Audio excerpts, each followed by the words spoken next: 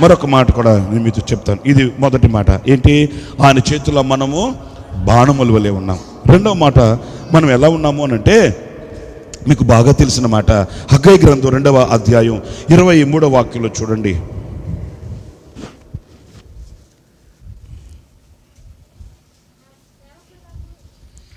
నా సేవకుడు వగు షయల్తీయేలు కుమారుడు అయిన జెరుబ్బాబెలు, వినండి, నేను నిన్ను ఏర్పరచుకొని ఉన్నాను కనుక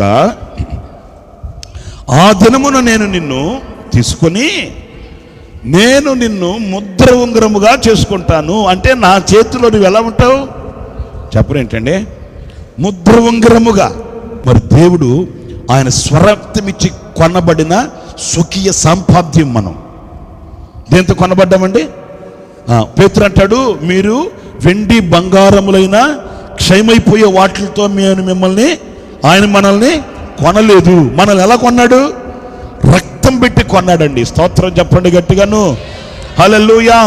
లోకంలో కనబడే ఉంగరాలు, లోకంలో కనబడే బంగారం ఉందే, ఇవి డబ్బులు పెట్టి కొనేవి. లోకంలో కనబడే వెండి బంగారాలు ఉన్నాయే, అవి రొక్కం చెల్లించి పైసలు ఇచ్చి డబ్బులు ఇచ్చి కొనేవి. కానీ మనల్ని ఆయన పైసలు ఇచ్చి లేకపోతే మరొక దాంతో మనం కొనలేదట.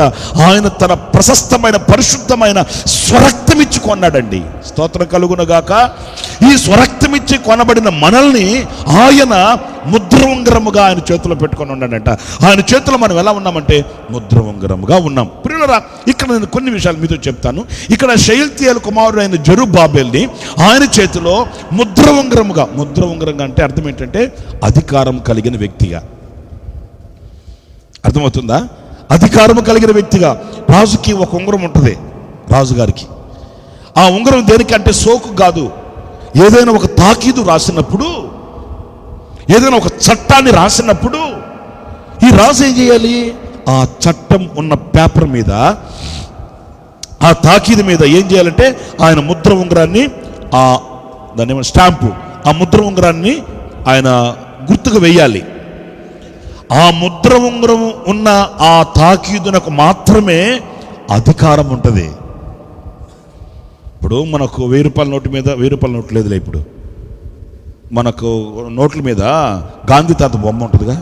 గాంధీ తాత బొమ్మ లేని కాగితం తీసుకెళ్తే మీకు కోర్టులో ఏమైనా ఇస్తారా? ఎగాదిగా చూస్తారు మిమ్మల్ని. చూస్తే పర్లా పోలీసులకు పట్టించకుండా, అంతే కదా. అది ముద్ర. అది లేకపోతే దానికి విలువ లేదు, అది లేకపోతే దానికి అధికారం లేదు. అంటే మనల్ని ఒక అధికారము కలిగిన వ్యక్తులుగా, దేనినైనా శాసించగలిగిన, దేనినైనా గద్దించగలిగిన, దేనినైనా ఎదిరించగలిగిన ఒక అధికారము కలిగిన వ్యక్తులుగా ఆయన మనల్ని ఆయన చేతులు పెట్టుకుని ఉన్నాడట. నేను ఒక మాట మిమ్మల్ని అడుగుతున్నాను, మరి ఆయన చేతిలో మనం అధికారము కలిగిన వారమై ఉన్నామా?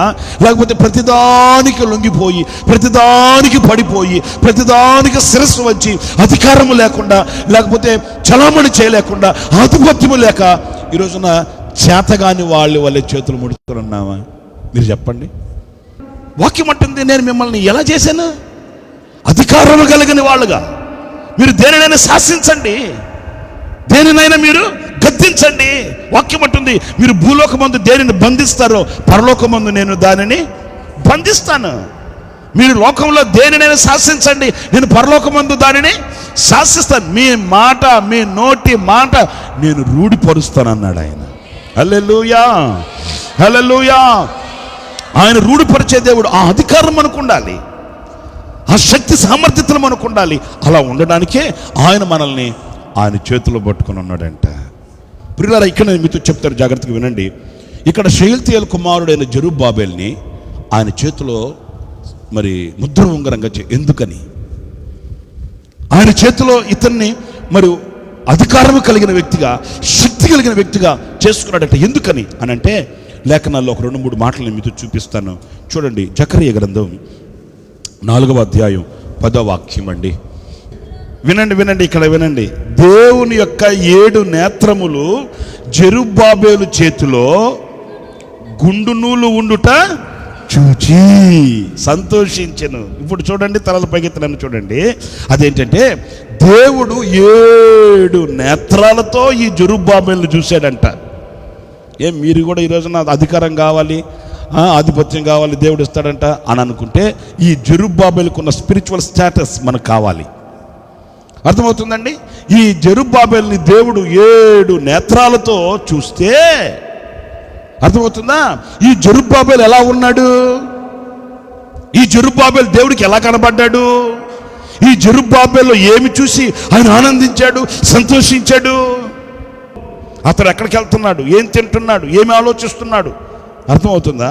ఇతని కదలికలేంటి, ఇతని తీరేంటి, ఇతని యొక్క యాక్టివిటీస్ ఎలా ఉన్నాయి, ఇతని యొక్క హృదయ తలంపులు ఎలా ఉన్నాయి? ఇలాగా దేవుడు 7 నేత్రాలతో అతను చూస్తే సంతోషకరమైన వార్త ఏంటంటే ఈ జెరుబ్బాబెలు చేతిలో ఏముందంట? నోళ్ళు తెరిచి మాట్లాడండి. ఏముందట? గుండు నూలు. గుండు నూలు అంటే తెలుసా మీకు? ఇక్కడ పట్టుకో. అది తాపి మేస్త్రులు ఉన్నారే, ఏనండి చెప్తాను జాగ్రత్తగా. తాపి మేస్త్రులు ఈ పిల్లర్ కట్టాలంటే ఏం చేస్తారు? 2 ఉంటాయి వాళ్ళ దగ్గర.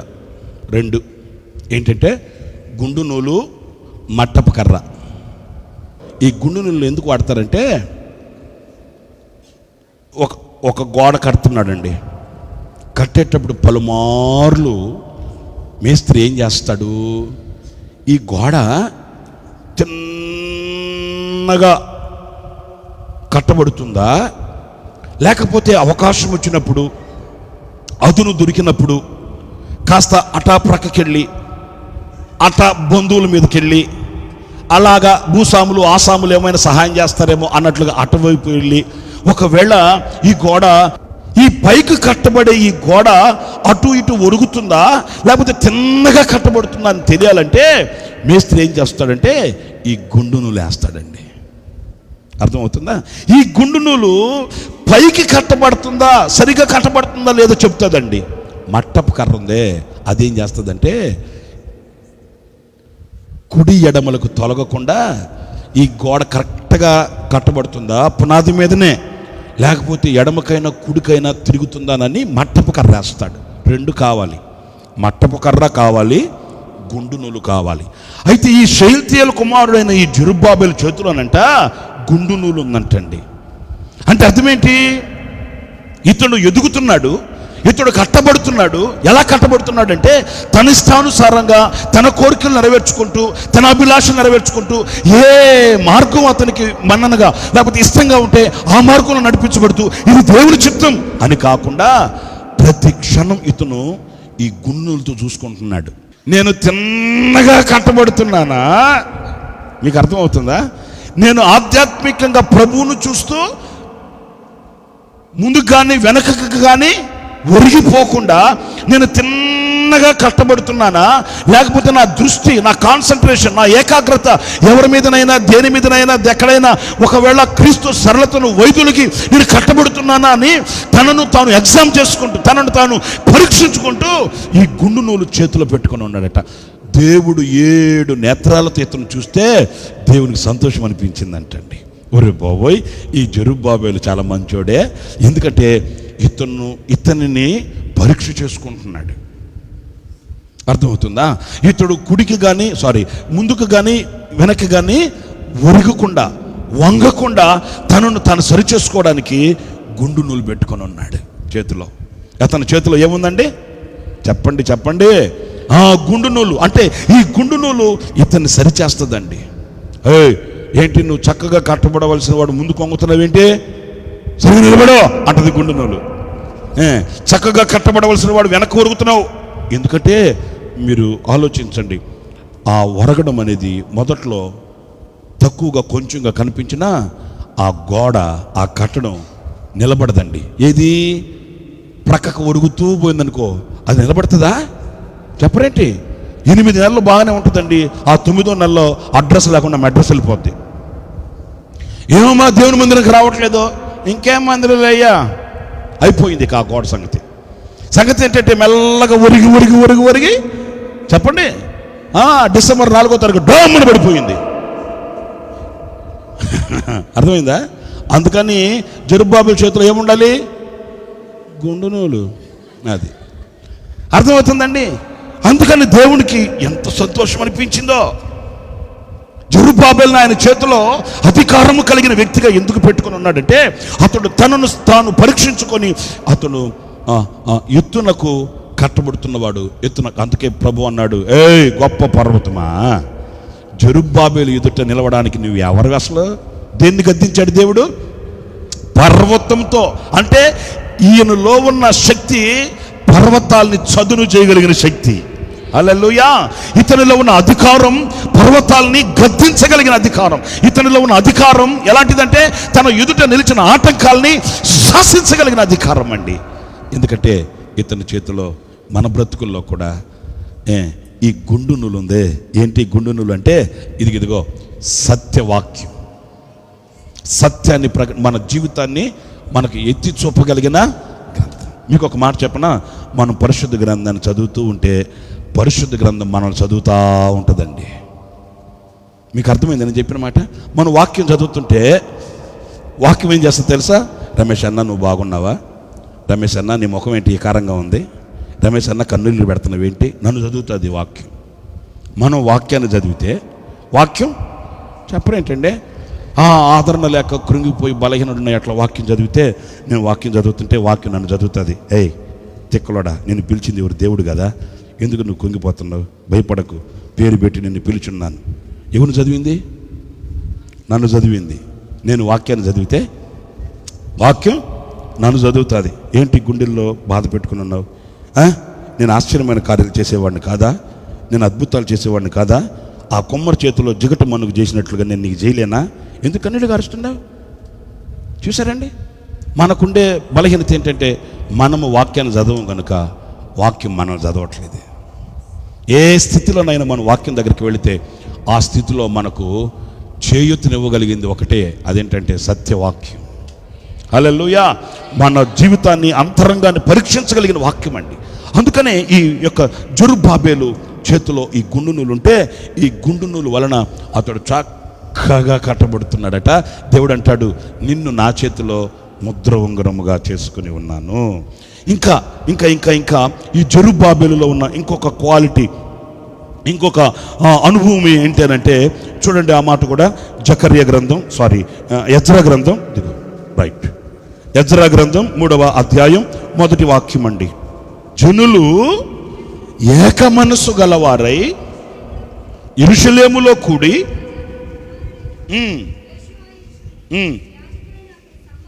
సరే అక్కడ ఇంకా వాక్యాలు ఉన్నాయి, చదువుతారండి, తర్వాత చదువుకుని నేను చెప్తాను, వినండి. ఇక్కడ అందరూ ఏక మనసు కలిగి కూడుకున్నారంటండి. వీళ్ళందరిలో ఈ జెరుబ్బాబెలు ఇంకా కొంతమంది వెళ్ళి వీళ్ళందరినీ పోగేసి వీళ్ళందరినీ సమకూర్చి అక్కడ ఏం చేశారట? దహన బలులు అర్పించి దేవునికి ఇంపైన హోమాన్ని అక్కడ ప్రారంభించారంటండి. స్తోత్రం చెప్పండి గట్టిగా, హల్లెలూయా. అంటే ఈ జెరుబ్బాబెలు ఎలాంటి వాడు అని అంటే ఐక్యతను సఖ్యతను కలిగి ఏక మనసు కలిగి ప్రజలందరినీ పురుకొల్పిన వ్యక్తి అండి. నేను అనకూడదు కానీ ఈ రోజున చాలా మందికి ఈ ఏమంటారు ఐక్యతతో కూడిన మనసు ఎంతసేపటికి ఇండిపెండెంట్ స్పిరిట్. ఇంట్లో కూడా చూడండి, అందరి పిల్లలు ఒక దగ్గర ఉంటే వాళ్ళలో ఒకడు వాళ్ళతో ఉన్నాడు. వాడికి ఎంతసేపు వెళ్ళి మూల కూర్చున్నో సోఫా మీద కూర్చున్నో వీడియో గేమ్ ఆడుకుంటుంటాడు. అందుకే వాడికి భూతద్దాలు వచ్చేస్తాయి తొందరగా, భూతద్దాలు, సోడా బుడ్డి అద్దాలు. వాడు ఎవరితో కలవడు, అప్పుడే మనం గుర్తుపట్టచ్చు, ఓకే వీడికి సమ్మతి అనే మనసు లేదు, వీడికి నలుగురితో కలిసిమెలిసి బ్రతికే అనుభవము. పిల్లరా, జెరుబ్బాబెలు ఎలాంటి వాడు అని అంటే, నేను భక్తుడిని, నేను నీతిమంతుడిని, నేను యథార్థవంతుడిని, నేను వచ్చి వీళ్ళందరితో కలిసి ఉండడం ఏంటి, నేను వచ్చి వీళ్ళతో కలిసిమెలిసి బ్రతకడం ఏంటి, నేను వచ్చి వాళ్ళతో ఒకటిగా ఉండడం ఏంటి, నాకు ఒక ప్రత్యేకత ఉంది అని ఏనాడు తనను తాను ప్రత్యేకించుకునే వాడు కాదు. కానీ అతడు కలిసి ప్రజలతో, దేవుని ప్రజలతో, పరిశుద్ధులతో, లేకపోతే ఆయన రక్తంతో కడగబడిన ఆ ప్రజలతో కూడా కలిసి ఆరాధించడానికి, స్తుతించడానికి, మహిమపరచడానికి, దేవునికి బలిపీఠమును కట్టి ఆయన ప్రీతిపరచడానికి ఏక మనస్సు గలవాడంటే. వాక్యంలో ఏం రాసిందో తెలుసా? ఎక్కడ 2-3 చేరి ఎట్లా ఇప్పుడు 4-3 కూర్చున్న చోట ఉంటాడన్నాడు ఆయన. అట్లాగని చెప్పి 4 కూర్చొని తూర్పుకు ఒకరు, పడమరకు ఒకరు, ఉత్తరానికి ఒకరు, దక్షిణానికి ఒకరు తిరిగి ఎవరికి సంబంధమే లేకుండా ప్రభువా సూత్రమయ్యా సూత్రమయ్యా దిగిరా అయ్యా. ఎక్కడికి వచ్చేది దిగి? మీరు ఉండేది నలుగురులో ఐక్యత లేకుండా సఖ్యత లేకుండా నాలుగు దిగులు దిగి నాయన నలుగురు ఎక్కడ ఉంటారు అక్కడ ఉంటానన్నాను కానీ మీ మధ్యలో కాదుగా. నేను చెప్పింది మీకు అర్థమైందా? నలుగురు, ఇద్దరు, ముగ్గురు ఎక్కడ చేరి ఒకటిగా ఆయన నామాన్ని స్తుతిస్తారో అర్థమవుతుందా? ఇక్కడ నేను మీతో చెప్పే మాటలు చాలా జాగ్రత్తగా వినాలి మీరు. ఇద్దరు ముగ్గురు చేరి నా నామమును స్తుతించుదురో అంటే నలుగురు ఉన్నారనుకోండి, ఆ నలుగురు స్తుతించేటప్పుడు స్తుతించాలి, పాట పాడేటప్పుడు పాట పాడాలి, వాక్యం చదివేటప్పుడు వాక్యం వినాలి, ప్రార్థన చేసేటప్పుడు. అర్థమవుతుందా? మనం పాటలు పాడేటప్పుడేమో లేఖనాలు చదవడం, లేఖనాలు చదివేటప్పుడేమో చెప్పనంటే పాటలు పాడడం. మనం పాటలు పాడేటప్పుడు, మనం లేఖనాలు చదివేటప్పుడు, లేకపోతే మనం ప్రార్థన చేసేటప్పుడు అప్పుడు మరొకటి చేయడం కాదు. ఎప్పుడైతే ఆ ఏక మనస్సు, ఐక్యత, సఖ్యత, మీరు ఉన్నది ఇద్దరేనైనా, నలుగురేనైనా, 5 మందేనైనా, ఒక సంఘమేనైనా, ఒక సహవాసమేనైనా, అందులో ఎక్కడైతే ఐక్యత కలిగి ఉంటారో, అక్కడ ఎవరైతే నలుగురితో కలిసిమెలిసి ఐక్యంగా బ్రతుకుతారో అక్కడ వారిని ఆయన చేతిలో అధికారము కలిగిన ఉంగరముగా పెట్టుకుంటాడంటండి. హల్లెలూయా. రోజున సమ్మతి అయిన మనసుతో ఏక మనసు కలిగి ఆయన చేతిలో ఉందామా, లేక ఏక మనసు లేకుండా ద్వేషాభిప్రాయాలతో, లేకపోతే ఈర్ష ద్వేషాలతో, కలతలతో, కన్నెలతో మనం ఐక్యతను కోల్పోయి ఆయన చేతిలో నుండి జారిపోతామా? నా ప్రియులారా, మీరు నా చేతిలో ఉన్నారు అన్నాడు. ఎవరు ఆయన చేతిలో ఉంటారంటే ఇదిగో జెరుబ్బాబెలు వలె ఏక మనసు గలవారు. ఇంకొక మాట కూడా మీరు చదివితే యెషయా గ్రంథం 62వ అధ్యాయం 3వ వాక్యంలో చూడండి. నీవు యెహోవా చేతిలో భూషణ కిరీటముగాను నీ దేవుని చేతిలో రాజకీయ మకుటముగా ఉందు. 3 విషయాలు నేను మీతో చెప్పాను. మొదటిగా ఆయన చేతిలో మనం ఎలా ఉన్నామంట? బాణములు అంటే సాధనములై ఉన్నాం ఆయన చేతిలో. రెండవది ఆయన చేతిలో ఎలా ఉన్నాం? అధికారము కలిగిన ఉంగరము వలె ఉన్నాము. మూడవదిగా ఆయన చేతిలో మనం ఎలా ఉన్నామంటండి? భూషణ కిరీటముగాను రాజకీయ మకుటముగా ఉన్నామంటండి. తలలు వంచండి, ప్రార్థన చేసుకుందాం. పరిశుద్ధుడు తండ్రి యేసయ్య, మీ నామానికి స్తోత్రం. ఈ సాయంకాల సమయంలో తండ్రి, మీ దాసులను ప్రభువా మీరు నిలిపి నాతో ప్రభువా కూడి వచ్చిన వారందరితోనూ మీ అమూల్యమైన ప్రభువా లేఖన భాగంలో నుండి మీరు మాట్లాడి ఉన్నారు. ప్రభువా మేమేమై ఉన్నామో, మీ చేతిలో ఎలా ఉన్నామో తండ్రి మరొక్కసారి మీరు మాతో ప్రభువా తెలియజేసి బలపరిచే నిమిత్తమై, ఉత్తేజింపు నిమిత్తమై, ఉత్సాహాన్ని కలుగు చేయ నిమిత్తమై ప్రభువా మీ ఉద్దేశాలు మేము మర్చిపోకుండా మీ చేతిలో ప్రభువా ఉన్నవారమై నా తండ్రి ఆత్మీయతలు కొనసాగు నిమిత్తమై ప్రభువా మీరు జాగ్రత్తలు, హెచ్చరికలు నా తండ్రి మీ ఉద్దేశాలు, మీ ఆలోచనలు ప్రభువా మీరు తెలియజేసినందుకు మీకు స్తుతి చెల్లిస్తూ ఉన్నాను. ప్రభువా మీ చేతిలో మేము బలమైన సాధనమై ఉన్నాము అని ప్రభువా మీరు మాట్లాడి ఉన్నారు. అలాగనే ప్రభువా అధికారము కలిగిన ముద్ర ఉంగరముగా ఉన్నావు అని ప్రభువా మీరు సెలవిచ్చారు. అలాగనే తండ్రి భూషణ కిరీటముగాను రాజకీయ ముకుటముగాను ఉన్నావు అని ప్రభువా మీరు తెలియజేశారు. ఈ ప్రాంతంలో అనేకులను మీ మహిమ కలిగిన రాకడకు సంసిద్ధపరిచి మహిమను పొందమని యేసయ్య నామంలో ప్రార్థించి వేడుకొనుచున్నాము తండ్రి.